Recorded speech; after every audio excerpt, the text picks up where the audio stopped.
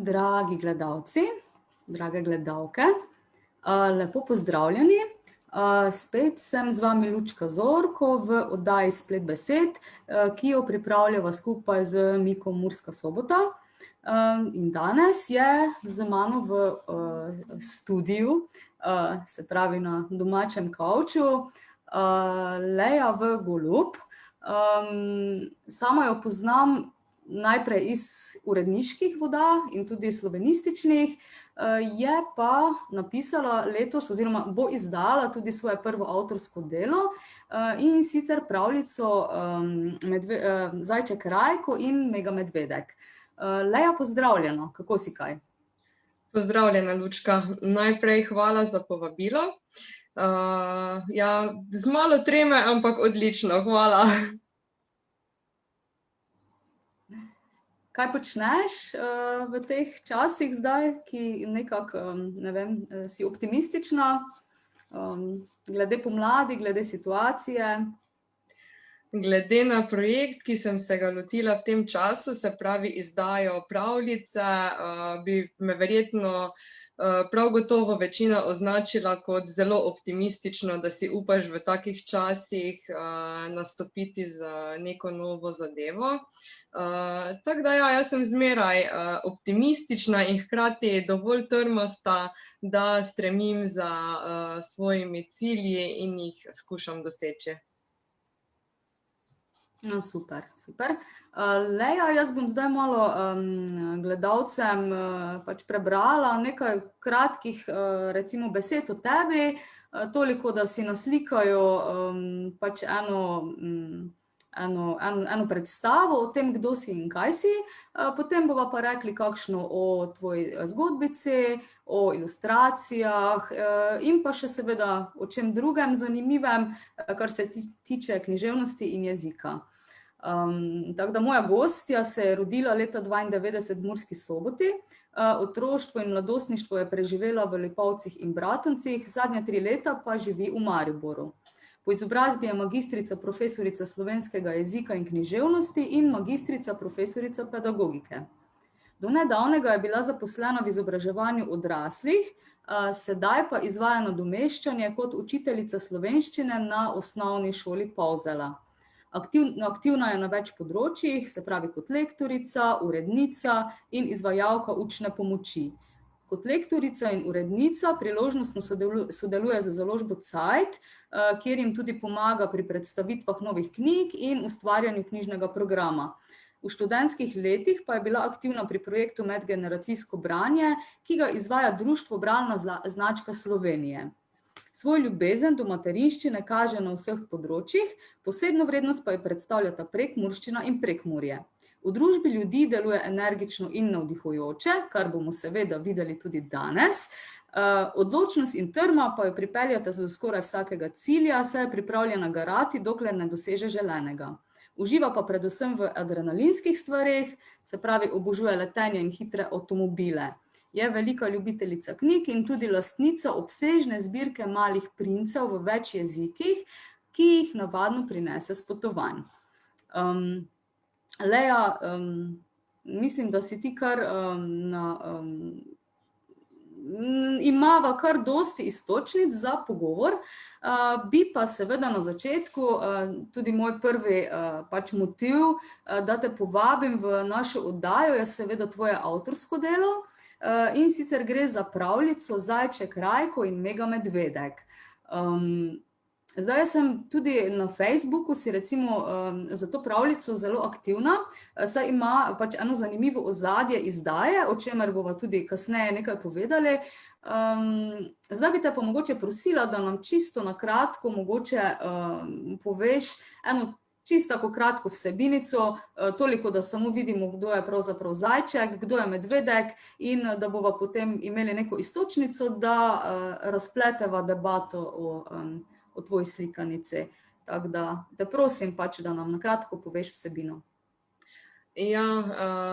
Vsebina govori o zajčku Rajku, ki živi v revščini, nima lepih in novih igrač, zaradi česar je tudi žalosten, večkrat se potoži mamici in očku, da se ostali zajčki njegovi prijatelji nočejo z njim igrati, ker mislijo, da ne zna ravnati z igračami in da jih zaradi tega nima. Mamica potem nekega večera pride na idejo, da je bila dolga leta zaposlena kot šivilja in da mu lahko s svojim znanjem, ljubeznijo in svojim časom sešije medvedka, katerega bo zagotovo zelo vesel. Potem Rajko res enega jutra zagleda ob sebi medvedka, je čisto vzhičen, misli, da se je zgodil čudež, in se nemudoma z mamico in očkom odpravi v park, da pokaže tega svojega medvedka tudi ostalim prijateljem, saj tudi sedaj v bistvu on ima lepo in novo igračo. Zajčki ob tem spoznajo, da ne smejo delati predsodkov, se tudi in mamici in Rajku opravičijo, ga sprejmejo medse in tako se zajčki skupaj v harmoniji in ob podpori igrajo, dokler ni čas za odhod v šolo. Hvala, Lea. Zdaj jaz sem oziroma ne bova govorili pravljica, čeprav me nekako terminologija, kadar govorimo o otroški literaturi, ves čas zanaša pač na te termin pravljica. Gre pravzaprav bolj za zgodbico otroško, ker pač pravljica, kot vemo, ima neke svoje zakonitosti, ki pač niso ravno plastične, oziroma se pač moraš po njih ravnati, če hočeš pač nekaj imenovati pravljica. Tako da, se pravi, tvoja zgodbica je namenjena recimo koliko starim otrokom, oziroma kako to sploh določimo, ne vem, ali so kakšne smernice, recimo pri otroški literaturi, da mora to pisati, ali je kje v Cobisu zabeleženo, kako je s tem? Veš, da ti bom iskreno povedala, da posebej nisem tega preverjala, ampak tudi celotna ekipa in vsi, ki delamo za slikanico, smo nekako povezani zato, ker smo se enostavno začutili. In prav tako smo tudi začutili, komu je namenjena zgodbica. Namenjena je predšolskim otrokom in nekje otrokom še v prvi triadi osnovne šole.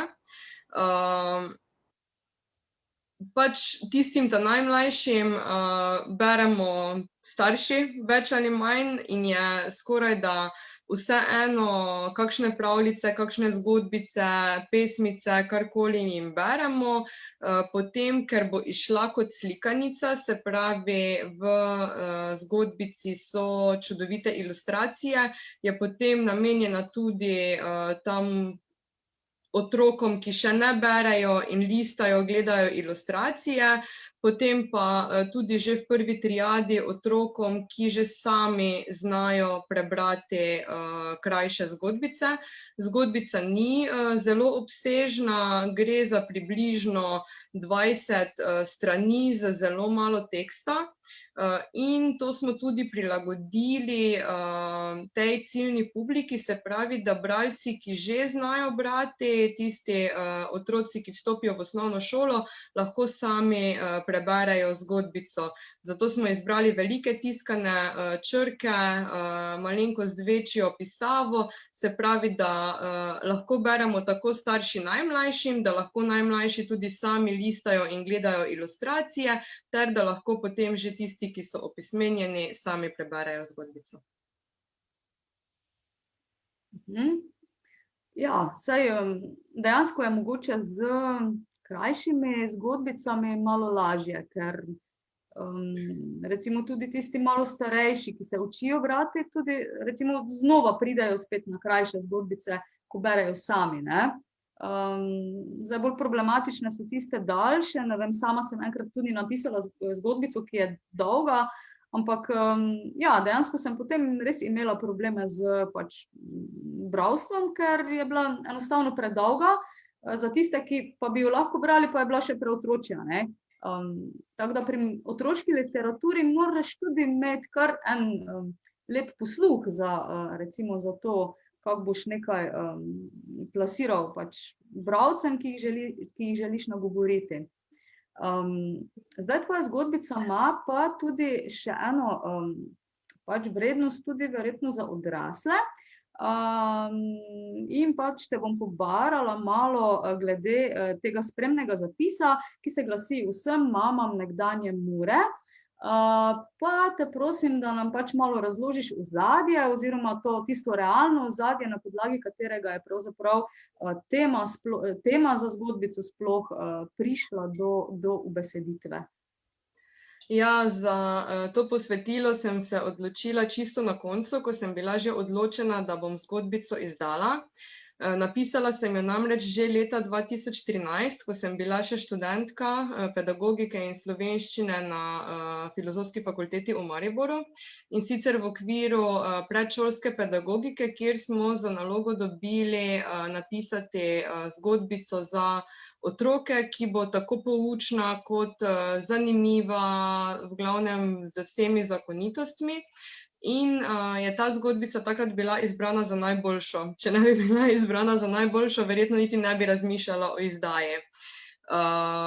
Je pa nastala, se pravi, leta 2013, v tistih najbolj burnih in negotovih letih usode velike tovarne Mura, ki smo jo poznali predvsem vsi v Prekmurju, pa tudi v širši okolici. V tej tovarni pa je bila zaposlena tudi moja mama. Dolga leta je tam delala kot šivilja in nekako sem kot otrok bila vedno deležna najrazličnejših oblačil, ki jih je sešila z, moram reči, zelo velikim veseljem in ljubeznijo, ker je to enostavno rada delala. In hkrati sem lahko opazovala tudi ostale mame, ki so delale v tej tovarni, s kakšnim veseljem so v bistvu hodile na delo in kako razočarane in prizadete so bile takrat, ko se je tovarna naenkrat zapirala oziroma se je menjalo lastništvo, niso vedeli, kdo bo ostal na cesti, kako bodo preživeli svoje otroke in tako naprej. In nekako je na podlagi tega se rodila ideja, da sem tudi napisala tako zgodbico. Tako da dejansko pač gre tudi za neke vrste čustveno, tvoje intimno čustveno ozadje. Zdaj pač ta izguba Mure, tovarne, je dejansko pustila neke posledice pač tudi na neki kolektivni zavesti Prekmurcev. Zdaj, kot praviš, so pač te ženske šivilje hodile dejansko delati z veseljem, kar danes pri tovrstnih poklicih verjetno redkeje srečujemo. Zakaj misliš, je bilo tako? Ne vem, kaj je razlog, recimo, da je res bila ena taka kolektivna, ne vem, neka, glede te Mure, no, dejansko ne poznam nikogar, ki je tam delal, da bi imel, ne vem, neke slabe spomine ali pa, ne vem, vsi pač to nekako mitizirajo. Ne vem, če si mogoče razmišljala o tem, recimo kot Prekmurki, se verjetno o tem tudi dostikrat sprašujeva, kako določene stvari tudi vplivajo na pač najin narod, ali kako bi rekla. Ja, takrat v bistvu je to bila zelo prestižna, zelo velika znamka, ne samo za Slovenijo, še za časa Jugoslavije, mene še takrat ni bilo, ne, ampak Mura je bila dejansko takšen renome, da so ljudje bili ponosni, da so lahko prišli v to tovarno. Vsaj moje dojemanje je takšno, mogoče sem malenkost premlada, da bi se čisto vsega zavedala, ampak jaz imam recimo tako žive spomine, ko smo lahko tudi otroci vstopili v to tovarno, ko si prišel skozi tiste plašče, ki so viseli skozi tiste dolge plašče, si tam videl ene take mravljice, ki so tako pridno delale, vsaka za svojim šivalnim strojem ali za likalnikom, kakorkoli pač. In isto take žive spomine, ko sva recimo z atijem dostikrat čakala mamo, da bo prišla, da bo ura dve, da bo prišla iz tovarne, da se odpeljamo skupaj domov, in ko se je vsula tista množica ljudi, nisi, govorim zdaj za 20 let ali pa še mogoče kako leto več nazaj, nisi prepoznal nekoga, ki bi godrnjal, samo da grem domov ali karkoli takšnega. to so bili zadovoljni in srečni ljudje in takšni so v mojem spominu in vem, da so znali narediti marsikaj in to je še potem tista dodatna spodbuda, ki me je tudi pri tej zgodbici prepričala, če lahko nekaj narediš na tak način, da vložiš svoj trud in svoj čas, je dosti več vredno, kot če greš pa v trgovini kupiš prvo stvar, ki bo nekoga recimo za 5 minut zadovoljila. Tako da groza me je, ko se sedaj vozim po Industrijski ulici in gledam propadajočo stavbo, pa se mi vedno znova pred očmi naslikajo spomini, kako pa je bilo 20 plus let nazaj. Jaz mislim, da je predvsem ta renomen pripomogel k temu, pa tudi drugi časi so takrat bili, kar se tiče in plačil in kako je bilo delo cenjeno. Sedaj vemo, da skoraj noben ne bo kupil blagovne znamke, ki stane več 100 evrov, zato ker v prvi trgovini pa dobiš recimo majico že za 3 evre. Tudi to razvrednotenje nekako vpliva na to, da se to vrstna dela niti ne cenijo. Ne vem, kaj bi še pri tem dodala. Ja, dejansko so take stvari, mislim, recimo prazna tovarna Mura in seveda to vrstne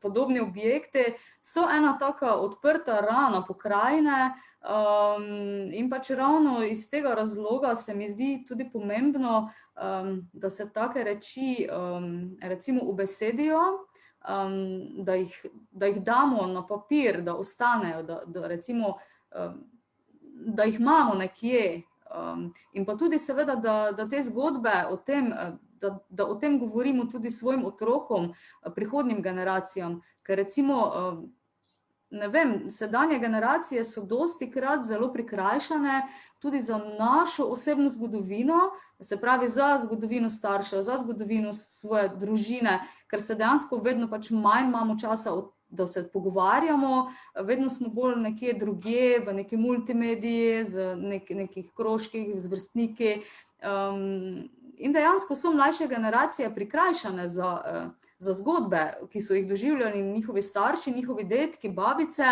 ne vem, pa tudi nekega zanimanja mogoče nimajo potem kasneje, že kot najstniki, tako da tudi iz tega razloga sem recimo želela, da malo to temo odpreva, ker je tudi pač zelo aktualna, tako da se mi zdi tudi, da recimo Prekmurcem pa prekmurskim otrokom še sploh bi bila ta tema in tudi ta zgodbica recimo tako zelo, zelo namenjena oziroma zelo blizu. Tako da meni recimo je zelo všeč, da se take stvari tudi v literaturi ubesedijo. Tako da, potem si se ti pač odločila, da to izdaš.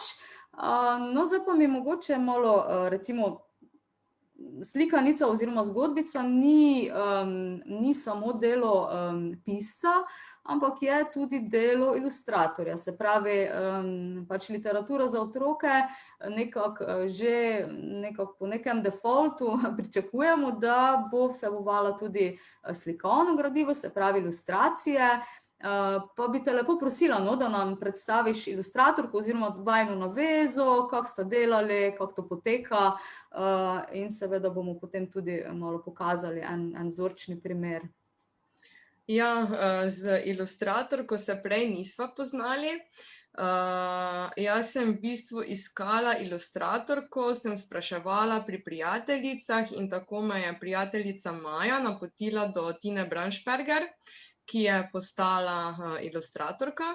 Naredila je, najprej smo se slišali po telefonu, potem je naredila probno ilustracijo, jaz sem ji poslala zgodbico, sem ji povedala, naj naredi pač neko probno ilustracijo, jo je naredila v, moram povedati, zelo hitrem času, mi jo je poslala in ilustracija je bila tista pika na i, ker Tina me je v bistvu prepričala že, ko sva govorili po telefonu, sem vedela, to je znak enega čudovitega sodelovanja. Na drugi strani imam človeka, ki je prav tako energičen, zagnan kot jaz. pozitivno naravnana in to je bilo prvo, kjer sva se v bistvu povezali. Potem pa tudi tista probna ilustracija, ki jo največ tudi promoviramo, ki je v bistvu prva notranja ilustracija. In pa seveda še vse ostale ilustracije, ki mi jih je ravno v nedeljo izročila, da so že šle naprej v grafično oblikovanje. Tina je sicer vzgojiteljica predšolskih otrok, zaposlena v vrtcu in je ilustratorka zgolj ljubiteljsko. Ampak res ilustracije so čudovite, to, kar je uspela v tako kratkem času narediti, je v bistvu nekaj neverjetnega. Poleg Tine, se pravi poleg ilustratorke, je v ozadju še nekaj ljudi, brez katerih absolutno projekt ne bi potekal tako, kot poteka, ker če si nekdo misli, napišem zgodbo, pa jo izdam, se zelo moti, ker to enostavno tako ne gre. Za mano je en kup neprespanih noči, načrtovanja, kako se lotiti zadeve, če greš v samo založbo, na kak način sploh v teh časih pokriti začetne stroške. Jaz sem bila na začetku prepričana, okej, bom pač stisnila nekaj mesecev, bom pokrila celotne stroške in to je to, potem bomo pa videli, na kak način bo potekala prodaja. Ampak na srečo je Aleš, grafični oblikovalec slikanice, ki je prav tako izbran v ekipo z namenom te energije, s katero smo se začutili, predlagal, da celotno zadevo postavimo na Adrifund. O Adrifundu bova potem kasneje še nekaj povedali in ravno s to pomočjo nam je potem uspelo, da ljudi že spodbudimo, nekaj imamo, nekaj se dogaja, se pravi ciljno publiko pripravimo do tega, da bo zgodbica izšla, da si lahko že zagotovijo svoje izvode, se pravi vplačajo vnaprej in v zameno za tiste vplačane zneske potem ob izidu dobijo ali slikanico, tiskali se bodo tudi reprinte ilustracij na A4, voščilnice, donatorjem višjih zneskov pa potem omogočamo tudi promocije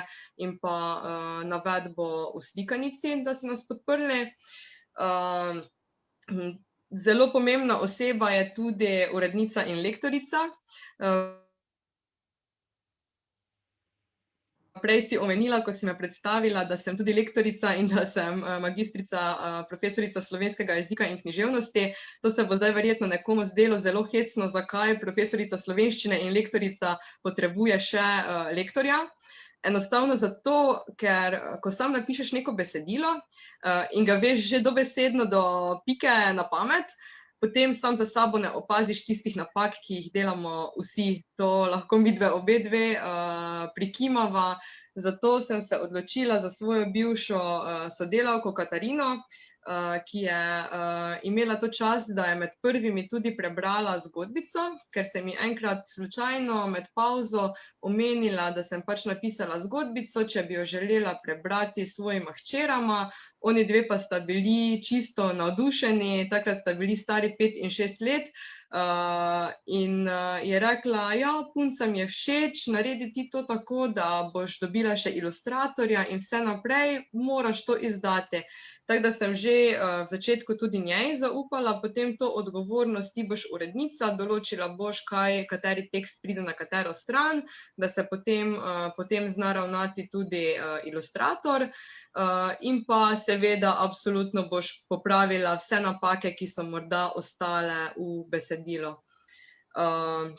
Zraven v ekipi pa je še ena moja bivša sodelavka Amela, ki nam pomaga pri spletnih promocijah, zmontira kakšne krajše filmčke, naredi kakšne grafične podobe in pa Nina, moja prijateljica, s katero se poznava že iz osnovnošolskih let, tudi še ena vzgojiteljica v ekipi, ki pa pomaga predvsem pri fizičnih promocijah, kajti zgodbica o Zajčku Rajku in Mega medvedku je bila 2. oktobra lani že predstavljena v okviru tednov vseživljenjskega učenja na Ljudski univerzi v Murski Soboti, kjer sva ravno z Ninino pomočjo organizirali branje zgodbice za otroke in potem ustvarjalne delavnice po prebrani zgodbici.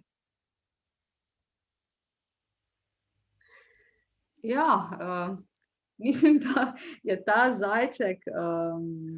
Zajček Rajko je sprožil pač eno zanimivo pot, tako da vi ste dejansko, mislim, ti recimo kot avtorica zgodbe, kot pisec besedila, pa seveda ilustratorka, kot pač kot ustvarjalka slikovnega gradiva, ampak se pravi, nista samo to, ampak sta dejansko celoten generator celotne zgodbe, izdaje knjige od začetka pa do konca.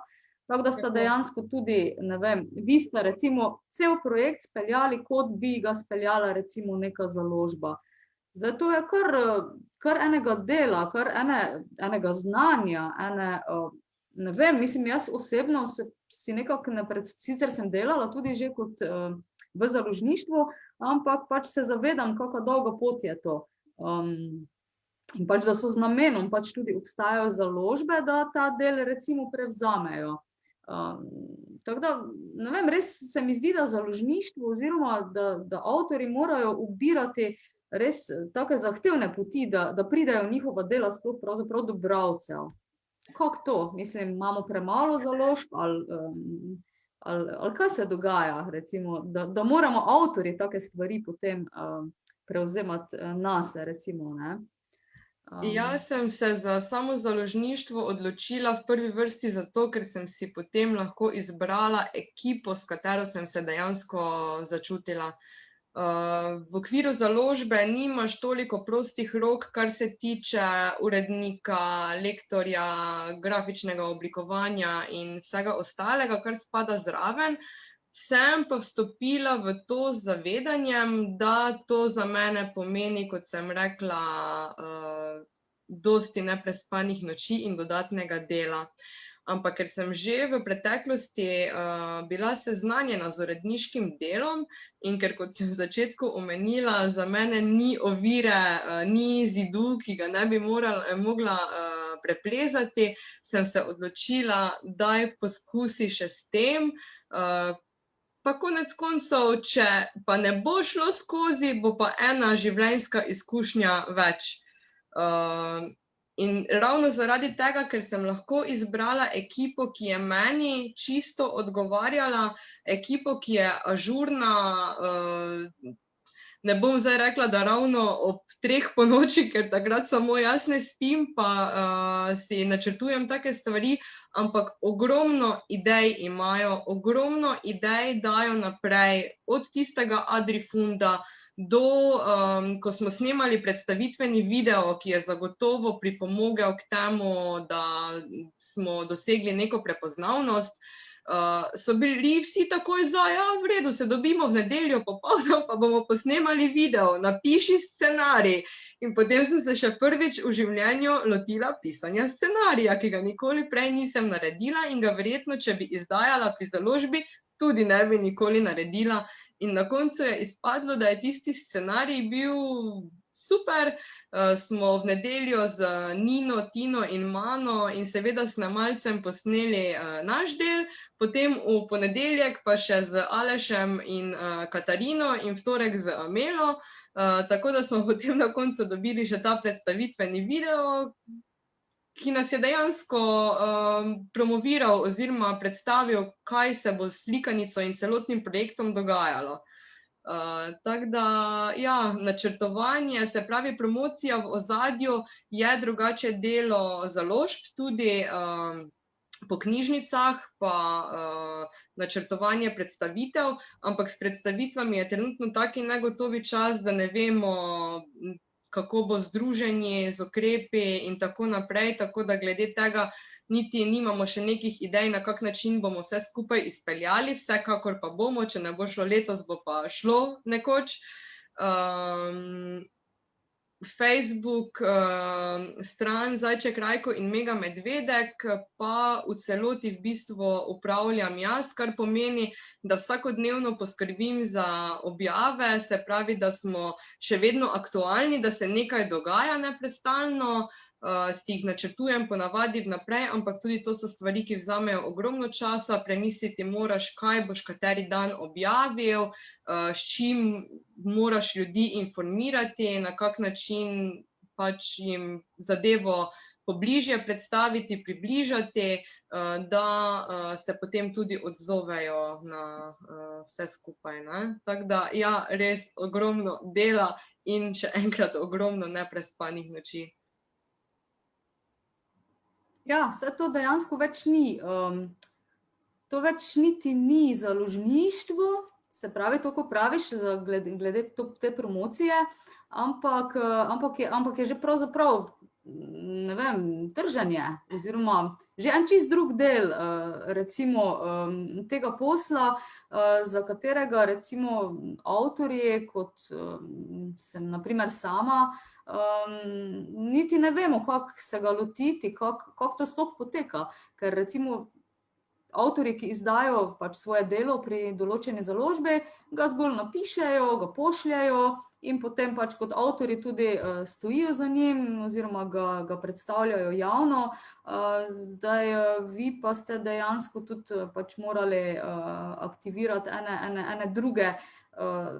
ene druge nivoje vsega skupaj in no, mislim, vsa čast, ker vem, da je to res zahteva človeka določeno neko znanje, tudi neke izkušnje, tako da sama osebno si ne predstavljam, no, da bi to zmogla.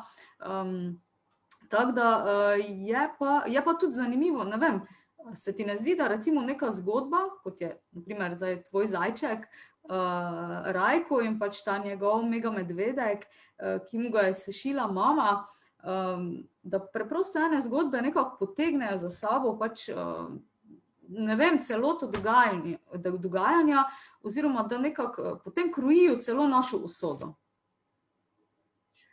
Ja, moram priznati, da nekako sem tudi z vsem tem delom želela potipati, do kod imam znanje, do kod lahko grem sama in kje so tiste točke, kjer potrebujem pomoč.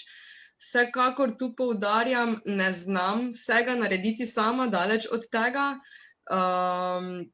Potrebujem poleg sebe absolutno določene ljudi, ampak kot so recimo promocije ravno na Facebooku, delo s stranmi, ažurne, konsistentne objave, tega sem se imela priložnost naučiti že, ko sem vzpostavila prejšnjo svojo stran za lektoriranje, ko sem se odločila za to delo, in pa v prejšnji službi, ko mi je to naenkrat postalo tako všeč, da sem bila še samo jaz tista, ki je skrbela za Facebook stran in vse, kar je bilo treba narediti, sem delala jaz, kar pomeni, da okej, nečesa ne vem, bom pogledala, kako se to naredi, prebrala, kam moram klikniti, da pridem do tega in tega, da dosežem želeno.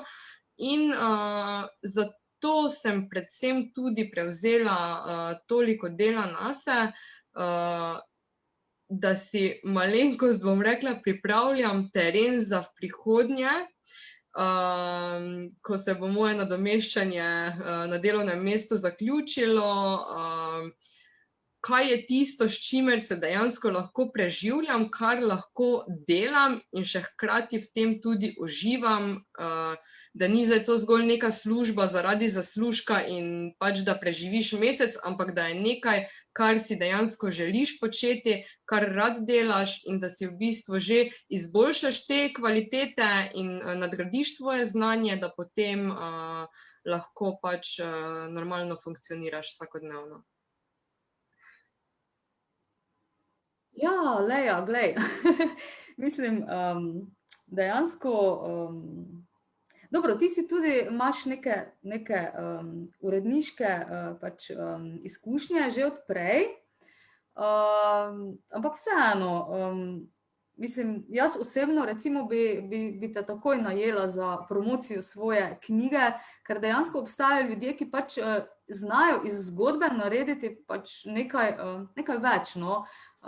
Ne vem, zakaj so mi na misel tudi prišla neka stara ljudstva, ki so dejansko iz svojih kolektivnih zgodb, se pravi iz zgodb njihovega plemena, pač potem delali neke potem dogodke, naredili so ples, naredili so maske iz tega in je potem tudi ta zgodba recimo krojila njihovo kolektivno usodo za naprej, se pravi, so jo obujali, so jo, ne vem, so jo pripovedovali, vse so pletli potem okoli nje. In ravno zato sem prej omenila, da so pač nekatere zgodbe, nekatere naše osebne zgodbe pač imajo tudi neko eno malo globjo vrednost za naša življenja, tako da jaz sem prepričana, da bo ta Zajček Rajko nekako še kar lep čas z tabo. In seveda vam želim, da vam ta izdaja, ki ste si jo zadali, uspe. Bi pa te zdaj, če sva že tukaj pri tej izdaji, pa tudi mogoče, da malo spodbudiva kakšne mlade gledalce oddaje, ki imajo kak projekt, ki recimo imajo neko idejo, tako kot ste imeli vi, pa ki imajo ekipo, da nam čisto tako na kratko malo poveš, v čem je sploh finta tega Adrifunda, oziroma kako to sploh poteka, ker očitno zdaj neka ideja na ta način dejansko lahko pride do realizacije, ki mogoče brez tega ne bi bila izvedljiva, preprosto iz enega razloga, ker ni denarja. Tako da malo nam izdaj, ker jaz prej tega nisem poznala, recimo, ne? Ja, tudi jaz tega prej nisem poznala. Če Aleša ne bi bilo v naši ekipi, bi ostalo na tistem, kar sem prej omenila, se pravi, bi šla v samo založbo, brez da bi si omogočila neka začetna sredstva. Adrifund pa je v bistvu spletna platforma, ki jo lahko nekako enačimo z Kickstarterjem, ki je svetovno znan in verjetno tudi poznan večini ljudi. Se pravi, projekt, ki se ga lotiš, ga postaviš na to spletno platformo. Ni nujno, da je to zgolj izdaja knjige, kot v našem primeru, ampak kakršenkoli projekt, lahko je izdelek, lahko je CD, karkoli v glavnem. Idejo predstaviš na tej platformi, najprej si seveda kreiraš, kakšne zneske lahko nekdo donira, kaj v zameno za posamezni znesek dobi donator, predstaviš vse skupaj, naložiš slikovni material, video material, predstaviš ekipo, pač čist svobodno napišeš, kar se ti zdi, da je pomembno. Mi smo recimo predstavili idejo o nastanku, potem ekipo, kdo je že spoznal Zajčka Rajka, se pravi tisto predstavitev, ki je bila lani oktobra, in pa potem določili te zneske, dodali smo 2 ilustraciji ter fotografijo Tine, kako ilustrira, in potem sporočili na Adrifund, da smo prišli zdaj do faze, da bi lahko zadevo objavili. Z Adrifunda so zelo odzivni, in sicer gospod, ki ima celotno platformo čez, zelo svetuje, pomaga, omeni, kje so še kakšne pomanjkljivosti, da bo projekt čim bolj uspešen. In pa seveda tudi svetuje, kaj je mogoče takega, kar se ne splača, oziroma kaj raje izključiti iz projekta. Tako da, pač dobro, če bi se mi na tisti točki odločili, ne, nam se zdi tako prav, bi oni tako naredili, ampak zelo lepo je, da imaš v bistvu nekoga, ki ima še več izkušenj kot ti, in ti na tem področju lahko svetuje. Nam je ravno povedal, ja, kakšen predstavitveni video bi bil super, in potem, ja, okej, v redu, bomo naredili predstavitveni video, gremo, akcija zdaj takoj. Tako da, ja, potem pa se na tej platformi določi znesek, ki ga želiš pač zbrati za določen projekt. S tem so seveda mišljeni nekako tisti osnovni stroški, v našem primeru, da se pokrije strošek ilustratorke, potem strošek grafičnega oblikovanja, strošek tiska, pa delno tudi strošek, tu še zraven spadajo, ne vem, embalaže za pošiljanje po pošti, potem poštnina in tako naprej, ampak to so že tisti skrajno optimistični plani, če presežemo znesek, ki smo si ga zadali, ampak meni je bilo prioriteta, da se nam z zbranimi sredstvi pokrijeta ilustrator, tisk pa grafično oblikovanje. Če tega zneska ne dosežemo, potem vsi, ki so darovali kakršenkoli znesek, dobijo ta znesek v celoti povrnjen. Če pa dosežemo ali presežemo znesek, pa pomeni, da dobijo tisto, kar je pri opisih posameznih zneskov napisano, se pravi, v našem primeru je 15 evrov, da dobijo en izvod ilustracije. Če si zdaj recimo, bom rekla, ti nakazala 15 evrov in je naš projekt uspešen, ker smo zbrali znesek, ki smo si ga zadali, boš po zaključku kampanje na svoj naslov prejela ta en izvod slikanice. Če je pač projekt neuspešen, ti bo Adrifund povrnil denar. Na Radio City so ravno prejšnji teden povedali v promociji slikanice, da ni strahu, da bi plačal, pa da bi te oropali, da bi ti denar pač odnesli, ne. Tako da z tega stališča je varno, nam se hkrati omogočijo tista, v bistvu plačilo tistih začetnih visokih izdatkov, podporniki pa potem v zameno tudi dobijo te nagrade. Ja, stvar se sliši pač, ne vem, nekaj, no, ni ravno nov koncept, ampak je pa mogoče bo komu, ki naju posluša, ne vem, ga bo malo zmotiviralo, da bo pa mogoče kakšno svojo idejo skušal uresničiti. Zdaj, ne vem, tovrstne reči so recimo odlične za, predvsem za mlade oziroma pač za tiste, ki so še polni zagona, zdaj tudi naju nekako štejem še med mlade in polne zagona.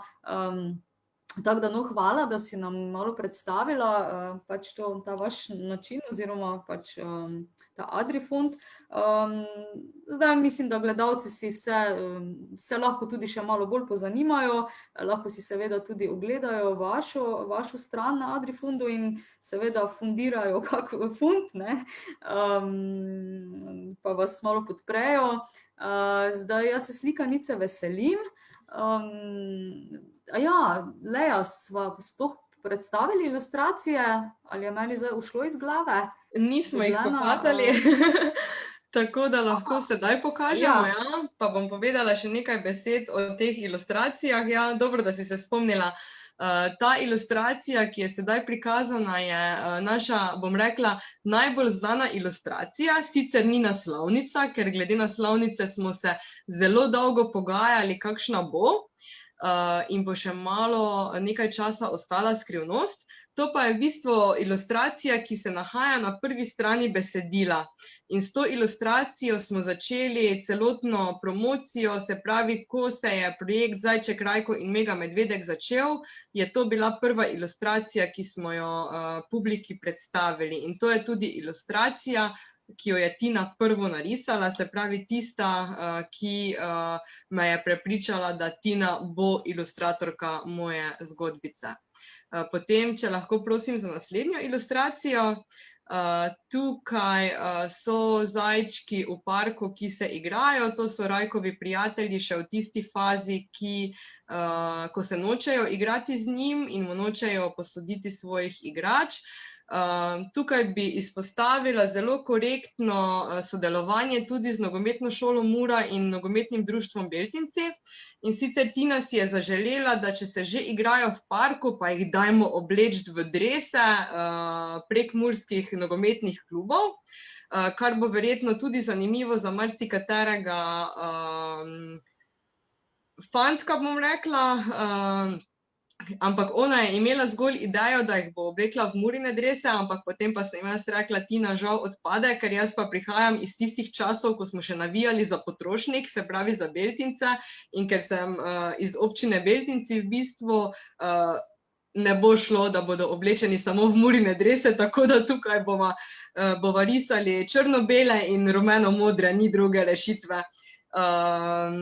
Potem pa še ob enem bom izpostavila eno zelo pomembno osebo pri tej ilustraciji, in to je moj bratranec Denis, ki je dovolil, da lahko na dres Beltincev, to je tisti zajček, ki kaže hrbet in ima številko 1, napišemo njegov priimek, saj je včasih bil golman pri ekipi Beltincev, in obenem sem želela, da je ta priimek, to je priimek Vrš, napisan predvsem zato, ker je to moj dekliški priimek in da pač nekako povežem potem res vse svoje želje v neko tako celoto.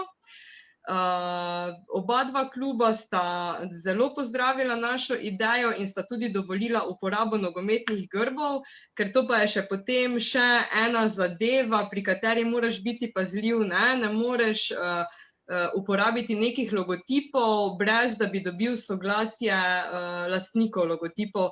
Tako da še to je bilo tisto delo, ki sem ga morala opraviti, se pravi zaprositi za dovoljenje. Prav tako na ilustraciji, ki je sicer ne bomo danes prikazali, kjer mamica šiva tistega medvedka, je logotip nekdanje tovarne Mura, kar je pomenilo, da smo morali kontaktirati trenutnega lastnika blagovne znamke, to pa, kot vemo, je Jan Plestenjak, in tudi on se je strinjal s tem, da uporabimo logotip nekdanjega podjetja Mura. Tako da smo, kar se tiče teh prošenj za uporabo raznih logotipov, povsod naleteli na odprta vrata, na široko odprta vrata in podporo, tako da se res še enkrat iskreno zahvaljujem vsem tem, ki so to dovolili. Pa lahko še gremo na naslednjo ilustracijo. To pa je ilustracija ob besedilu, kjer se zajček Rajko mamici potoži o tem, da se ostali zajčki ne želijo igrati z njim, ker nima igrač. Se pravi, ilustracija pred tisto, ko mamica dobi idejo, da mu bo pa ona sešila čisto pravega medvedka. Ostalih ilustracij zaenkrat še ne bomo razkrili, vsekakor pa verjemite, da bo knjiga kot celota, jaz sem že zdaj tako navdušena nad tem, nad celoto, da priporočam, da si čim prej zagotovite svoj izvod, ker dokler traja kampanja na Adrifundu, je knjižico mogoče dobiti tudi po ugodnejši ceni, kot bo kasneje v prodaji. To pa je zgolj zato, da se tudi zahvalimo vsem donatorjem, vsem podpornikom, ki jih ni malo, in bom rekla, nad določenimi ljudmi, ki so nas podprli, sem zelo pozitivno presenečena.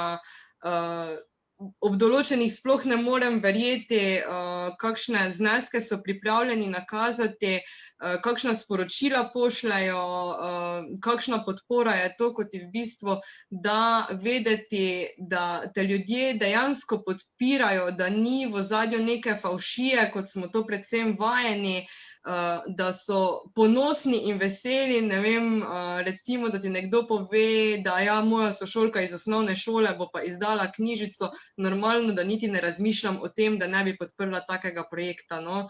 In takih ljudi je res veliko in sploh ni besed, s katerimi bi se dejansko že zahvalila vsem podpornikom, tako da ja, no, čudoviti ljudje so okrog nas.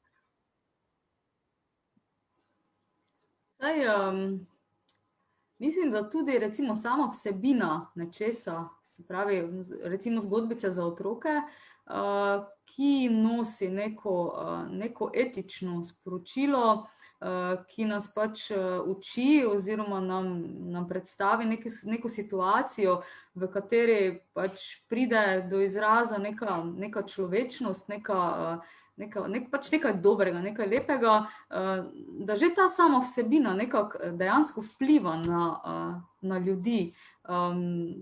Zdaj mogoče s tako vsebino res lažje odpreti srca, se pravi, ali pa nekako pristopiti, nekako, ne vem, ker pač ljudje, kljub temu, da nekako vlada, da smo mi prepričani, da vlada neka sama favšija, da smo, ne vem, da živimo malo da ne v zverinjaku, ampak dejansko, glej, neko upanje še obstaja, da nas pač take vsebine zares nagovorijo, oziroma da zgodbice niso samo za otroke, ker jih hočemo pač naučiti, kaj je dobro pa kaj je slabo, ampak nas dejansko tudi vedno znova opominjamo na to, kdo smo pa mi, oziroma kako imamo mi nek odnos do sočloveka, do drugega.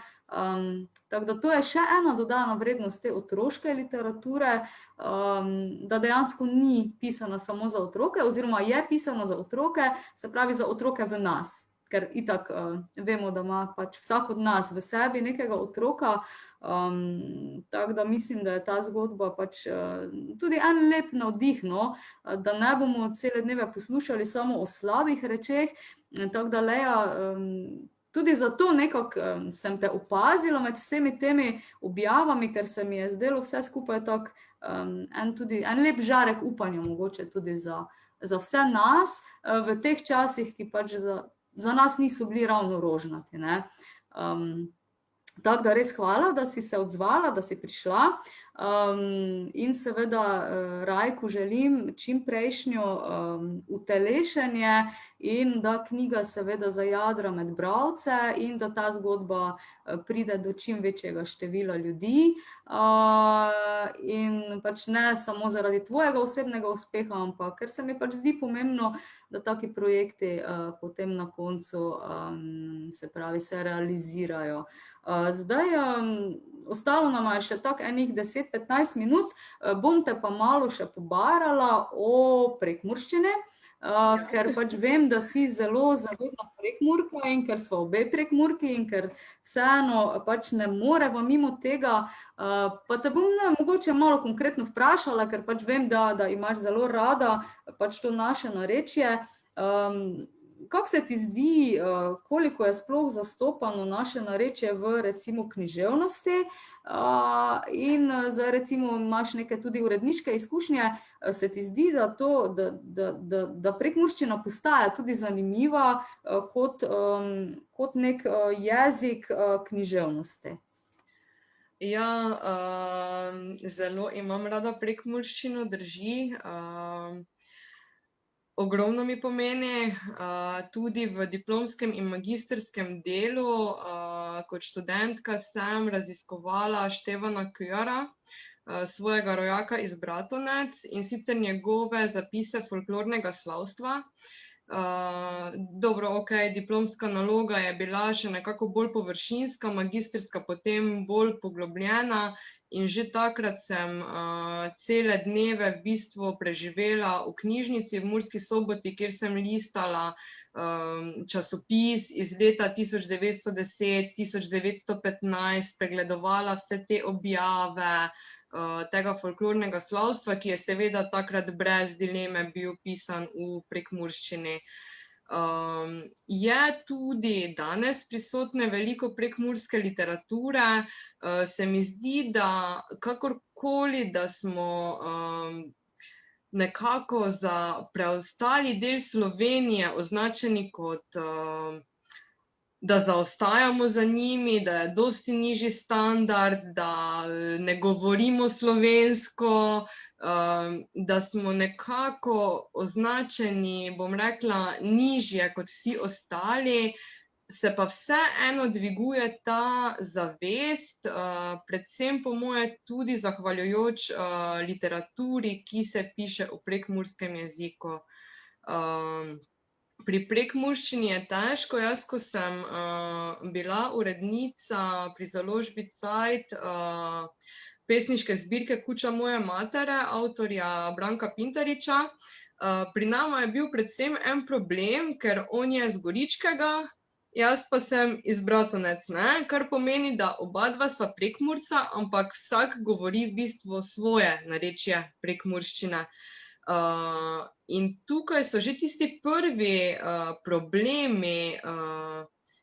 Jaz ne razumem vsega, kar on napiše, recimo, oziroma tudi jaz bi nekaj popravila, ampak on tega ne bi popravil, seveda zato, ker naju razlikujejo določene besede, tudi določeni naglasi, pač v narečju delati je dosti bolj zahtevno, kot pa, ne vem, prebrati eno zgodbico, recimo, ki je napisana v knjižni slovenščini, jo urediti, lektorirati, ni primerjave. Ampak če se vrnem nazaj na to pomembnost prekmurščine v celotnem prostoru, pomemben prelomni dogodek je po moje bila tudi 100-letnica priključitve Prekmurja k matični domovini, ki smo jo praznovali predlani, leta 2019, ker se takrat tudi ta dogodek, ta priključitev na globalnem nivoju zelo promovirala in je dejansko cela Slovenija vedela za to, Prekmurje, kaj se je takrat dogajalo, prekmurščina, zakaj knjižna prekmurščina in vsi ti dogodki okrog tega, no.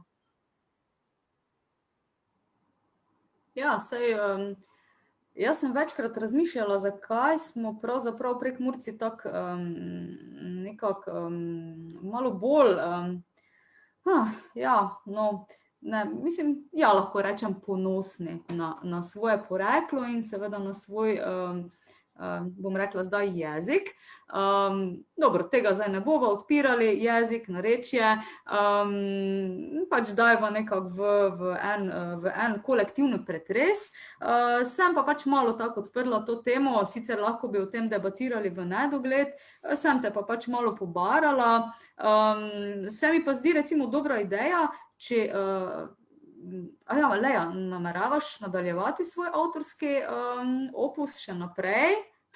Ali? Veš kaj, ja, saj sem pričakovala to vprašanje, ampak še sama nimam čisto izdelanega odgovora, ker sem vedno govorila, da bom napisala roman. Najprej je bilo v planu, jaz bom pa napisala roman, ampak potem sem sama pri sebi razmišljala, jaz sem premlada, da bi napisala roman ali kakršnokoli bolj resno delo, ampak to je zgolj moje mnenje. Nastaja nekaj, kar bo bolj obsežno in ne bo namenjeno otrokom, ampak ker sem trenutno tudi mama, ker so moji dnevi zelo pestri, ker včasih ne vem, kje se me drži glava in ne moreš pisati kar tako, da se odločiš, zdaj pa bom pisal in bo nekaj iz tega nastalo, ker potrebuješ navdih, ker moraš začutiti, kdaj je tisti pravi trenutek, bo verjetno še dolga pot do tega. Sem pa načrtovala, da bi Zajček Rajko imel nadaljevanje, ampak nazadnje, ko sva s Tino, ilustratorko, debatirali o tem, sva rekli, dajmo si malo pavze po tem res obsežnem projektu, ker tako stvar spraviti skozi ni mačji kašelj. Tudi njej je bilo naporno ilustrirati, jaz si želim, da Tina ostane v moji ekipi, če kdaj pride do nadaljevanja zgodbice, oziroma ne bom rekla nadaljevanja, ampak zgodbice o Zajčku Rajku z neko drugačno tematiko. Želim si Tino obdržati v ekipi, želim si, da celotna ekipa ostane takšna, kot je, kvečjemu mogoče še koga spoznamo in ga dodatno vključimo, ampak zaenkrat si bomo dali malo premora, najprej predstavili tega Zajčka Rajka, počakali in potem vsekakor si želim, ampak včasih, veš, delamo že 25 ur na dan, pa potem ugotoviš, da je že to v bistvu premalo in da prek svojih zmožnosti pa enostavno ne moreš. Ja. Saj res tudi avtor rabi čas za neko zorenje, pa nek notranji mir. Zdaj, ko si pa rekla, da si želiš, da ilustratorka ostane ista, zdaj, če bo Zajček Rajko, potem ilustratorka verjetno mora ostati isto, ker drugače ne bo Zajček Rajko, ne? To otroci zelo dobro znajo, ker otroci takoj prepoznajo v ilustraciji, to pa je zdaj on. In zdaj ni vseeno, če se nek lik potem malo spremeni ali pa menja. Se sami tudi spominjamo, če smo recimo imeli najljubšo serijo, pa je nekdo zamenjal igralca z nekim podobnim, ni bilo več isto. Ne vem, jaz osebno več potem nisem naprej gledala, tako da To pa no, drži. toliko malo sva recimo. Ja, no, tako da Ja, zdaj, Lea, bi če Tina slučajno, oprosti, ker ti skačem v besedo, ampak zdaj, če Tina slučajno gleda že, oziroma če bo gledala za nazaj, kakorkoli, Tina, žal nimaš izbire, ostajaš ilustratorka, pa če bo še 10 nadaljevanj. Ja, ene stvari nosi odgovornost, predvsem kar se tiče otrok. Tako da. Ja, Lea, bi mogoče še kaj dodala, kaj povedala, ali kak zaključek, svoj oseben? Ja, zdaj je trema že šla, veš, in zdaj se lahko še pogovarjam 3 ure, samo ne vem, komu bo to zanimivo. V glavnem, res mislim, da smo tisto najbolj pomembno izpostavili. Jaz vas vabim vse, da pogledate še Facebook stran Zajček, Rajko in Mega Medvedek, tam dobite tudi vsa vprašanja na vaše odgovore, nas morda podprete na Adrifundu ali pa tudi samo z delitvijo novice o tem projektu, ki se pripravlja. Hvala že vsem, ki ste kakorkoli pripomogli k temu. Vsekakor pa je tisti namen slikanice bil v osnovi, da nekako na podlagi svojih čustev, na podlagi čutenja tega dogajanja zgodbica nekako postavi nekakšen spomenik tistim, ki so bili dejansko zaposleni v tem podjetju, v tovarni oblačil Mura. Lea, hvala, da si bila z mano. Tebi in seveda ekipi in zgodbici želim vso srečo na poti v svet. Pa se seveda midve še vidiva kdaj v živo in seveda nadaljujeva to debato.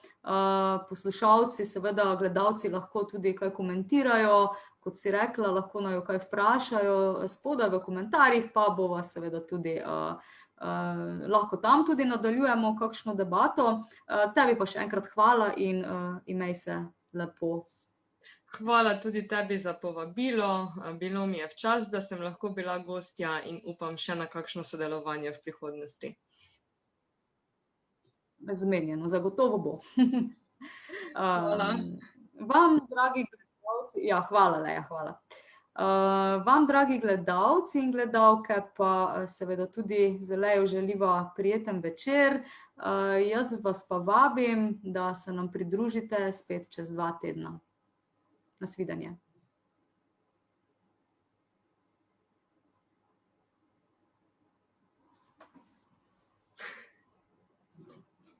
Konec je. Okej. Konec je.